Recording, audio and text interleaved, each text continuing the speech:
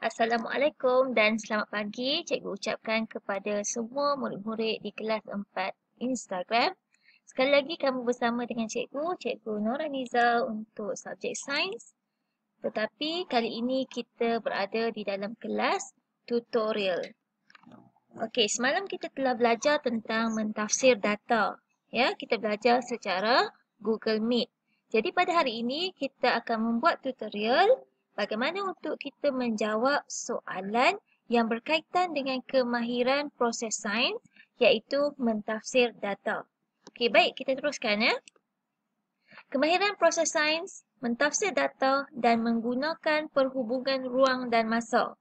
Kemahiran proses sains menggunakan perhubungan ruang dan masa kita telah pelajari semasa kita membuat eksperimen dough dan masa, iaitu kita memasukkan yeast, kemudian kita melihat bagaimana perubahan pada saiz dough. Kita lihat saiz dough berkembang apabila kita biarkan dough selama 30 minit. Jadi kita telah memberikan ruang dan masa untuk yeast itu bertindak. Ya. Jadi pada hari ini kita akan menjawab kemahiran proses sains tetapi kali ini di dalam bentuk soalan. Murid-murid kena bagi perhatian supaya kamu dapat mengaplikasikan semula kemahiran mentafsir data dan kemahiran menggunakan perhubungan ruang dan masa dalam bentuk soalan. Ya, soalan-soalan sains. Baik, kita teruskan ya. Jawab soalan di bawah. Jawab soalan di bawah ya. Okey, di bawah menunjukkan keputusan bagi suatu penyiasatan. Okey, kamu lihat ya. Masa pemanasan 5, 10, 15, 20. Masa pemanasan ya. 5 minit, 10 minit, 15 minit dan 20 minit. Suhu air pula dalam unit darjah Celsius. Ketika 5 minit, suhu air adalah 20 darjah Celsius. Semasa 10 minit, 40 darjah Celsius. 15 minit, 60 darjah Celsius. 20 minit menjadi 80 darjah Celsius. Kamu lihat di sini, suhu air meningkat. Meningkat. Bila masa meningkat 5, 10, 15, 20 meningkat. Masa bertambah lah. Jadi suhu air juga bertambah. Kita lihat soalan ya. Nyatakan satu parameter yang berubah mengikut masa berdasarkan jadual di atas. Parameter di sini adalah apa yang ciri kita gunakan. Ciri yang kita gunakan untuk kita menyatakan tentang sesuatu. Kalau di sini kita menggunakan cirinya adalah, tengok sini, mengikut masa. Nyatakan satu parameter yang berubah mengikut masa di sini. Apa dia yang berubah mengikut masa? Kalau masa meningkat, apa yang berubah kat sini? Masa meningkat, apa yang berubah dekat sini? Jadi, jawapannya adalah suhu air. Nampak sini. Nyatakan satu parameter yang berubah mengikut masa. Bila masa meningkat, maka suhu air akan meningkat. Ya. Baik, kita lihat soalan yang kedua. Masa pemanasan masih sama. Kita mesti lihat jadual yang sama. 5 minit, 10 minit, 15 minit dan 20 minit. Kemudian kamu perhatikan di sini suhu air. 20, 40, 60, 80. Semalam cikgu telah ajar kamu sekiranya ada perkataan perbezaan. Apa operasi yang kita kena buat? Kalau ada perkataan perbezaan, kita kena tolak. Tengok soalan. Nyatakan perbezaan suhu air dari minit ke-5 hingga minit ke-20. Tengok minit yang ke-5. Suhu air adalah 20 darjah Celsius. Tengok pada minit yang ke-20. Suhu air adalah 80 darjah Celsius. Operasi yang kita kena buat bila ada perkataan perbezaan, kita mesti tolak. Jadi ambil nombor yang besar ni, 80, tolak dengan 20. Maka apa jawapan kita kelas? Ya, betul. Kita akan dapat 60 darjah Celsius. Ni cara nak jawab dia. Unit jangan lupa. Unit piawai untuk suhu adalah darjah Celsius. Yang ni jangan tertinggal. Kalau awak tertinggal unit piawai, jawapan betul pun boleh jadi salah. Faham tak? Okey.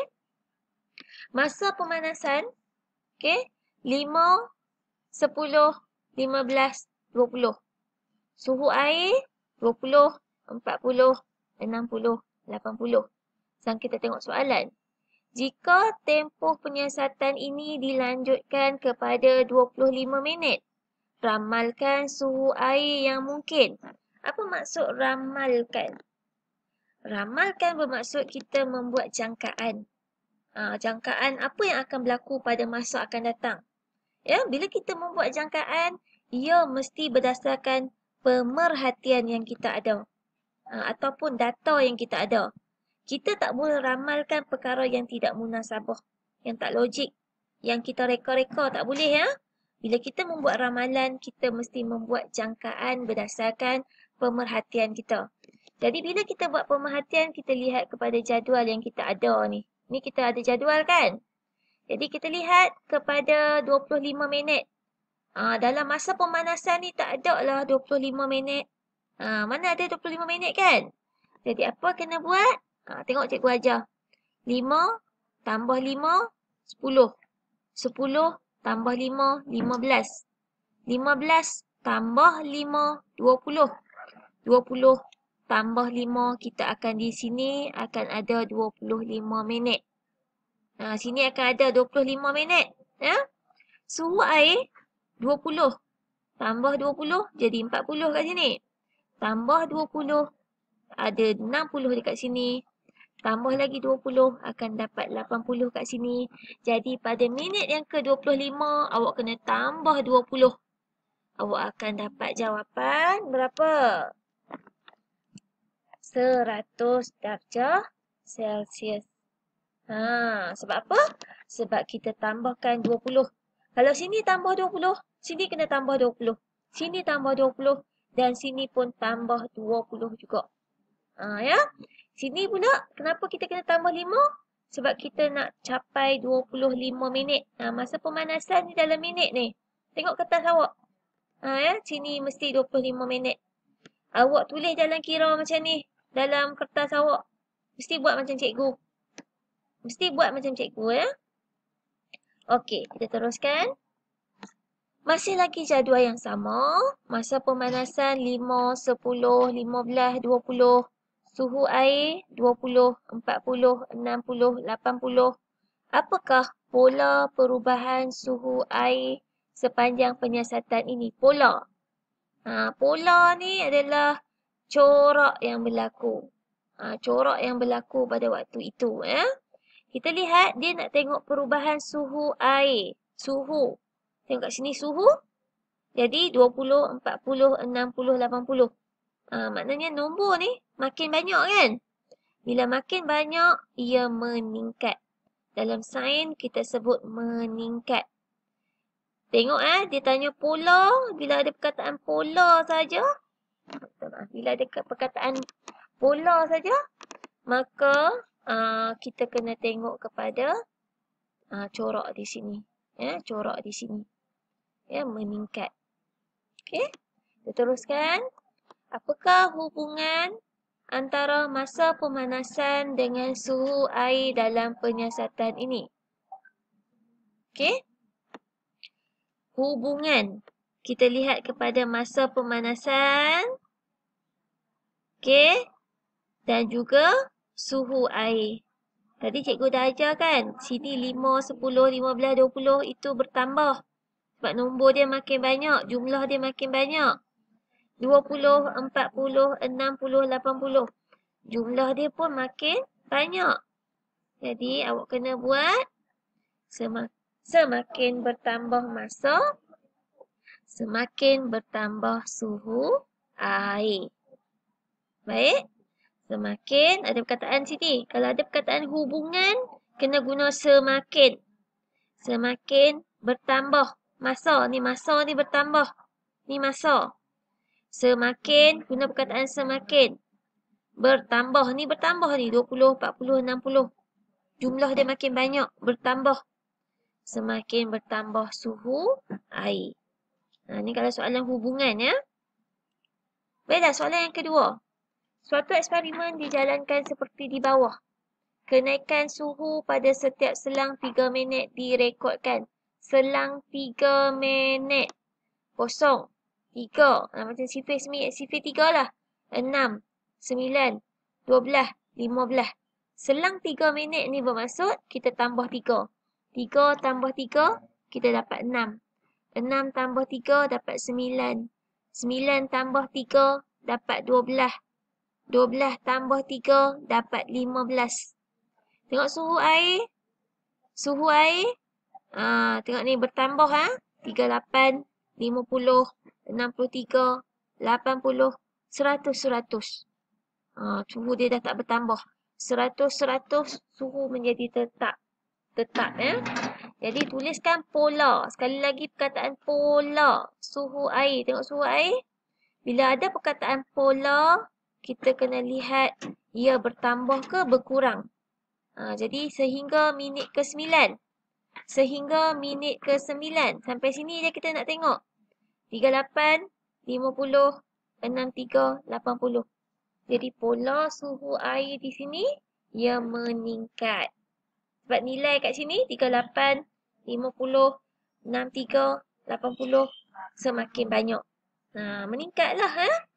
Baiklah, soalan B. Apakah pemerhatian? Pemerhatian kita mesti lihat apa yang kita nampak. Tapi kat sini dia tanya apakah pemerhatian pada suhu air. Suhu air pada minit ke-12, minit ke-12 hingga ke minit 15. Sini je kita nak tengok.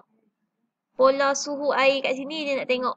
100, 100. Nombor kat sini, jumlah kat sini tak tambah, tak bertambah langsung dan tak berkurang.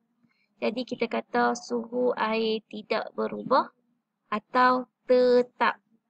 Gunakan perkataan tetap. 100, 100 tetap. Suhu dia tetap. Kalau minit ke-18 pun 100 juga. Berikan inference untuk jawapan di B tadi. Kenapa suhu air tu kekal 100? Inference ni kita memberikan kesimpulan awal. Berdasarkan pemerhatian kita, kita berikan kesimpulan awal. Iaitu kita nyatakan sebab mengapa kita dapat pemerhatian macam tu. Jadi tadi pemerhatian kita, minta maaf, air pula, suhu air. Suhu air tidak berubah. Suhu air tidak berubah. Sekejap, cikgu betulkan kat sini. Suhu air, okey. Suhu air tidak berubah kerana air telah mencapai takat didih. Kerana air telah mencapai takat didih. Okey. Jadi, sampai di sini saja sesi tutorial kita. Apa yang awak kena buat selepas ni? Soalan cikgu dah berikan pada kamu. Kamu kena faham balik, tengok balik soalan dan fahami balik bimbingan tutorial yang cikgu dah berikan sekarang. Kemudian awak boleh terus buat soalan. Yang mana print, yang dah print soalan, okey, tulis jawapan kamu, kemudian tampalkan lembaran kerja itu ke dalam buku tulis sains. Yang mana yang dah tulis soalan, lengkapkan jawapannya. Baiklah murid-murid, nanti buku kamu cikgu akan kumpulkan selepas kamu datang semula ke sekolah. Okay, setakat ini dulu dalam sesi tutorial kita pada pagi ini. Kita berjumpa lagi dalam sesi tutorial yang akan datang.